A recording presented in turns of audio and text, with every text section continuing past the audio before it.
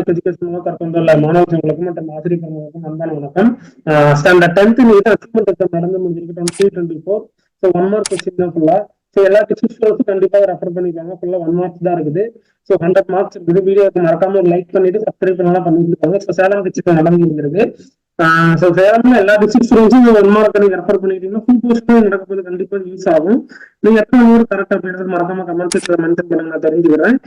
ஓகேங்களா? நம்ம மேக்ஸ் பாத்தீங்கன்னா ஃபர்ஸ்ட் டேர்ம்ல இருந்து சால்வ்ட் ஆன்சர் தான் 1 மார்க் கொடுத்துட்டு இருக்கோம். ஸோ இதே மாதிரி 100 மார்க்கு சால்வ்ட் ஆன்சர் கொடுத்துருக்கோம்.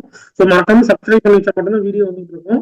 அண்ட் தென் அச்சீவ்மெண்ட்டுக்கு மாடல் கொஸ்டின் அப்புறம் போட்டாச்சு. 1 மார்க்குக்கு 100 மார்க்ஸ் இருக்குது, டிஸ்கிரிப்ஷன் இருக்குது.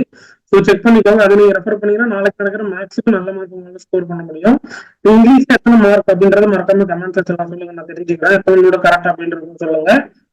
மறக்காம மேக்ஸுக்கு அச்சீவ்மெண்ட் மாடல் கொடுத்துருக்கோம். அதுவும் நீங்க டிஸ்கிரிப்ஷன்ல போய் செக் பண்ணிக்கோங்க. அப்பதான் நாளைக்கு எழுதுறதுக்கு கண்டிப்பா உங்களுக்கு யூஸ்ஃபுல்லா இருக்கும். அதர் டிசீஸ் இதை பயன்படுத்திக்கிட்டீங்கன்னா உங்களுக்கு ரிவிஷன் எக்ஸாம்ஸ் தான் போயிட்டு இருக்கும். நடக்கிறது நீங்க பயன்படுத்திக்கலாம். ஓகே, மீண்டும் அடுத்த வீடியோவில் சந்திப்போம்.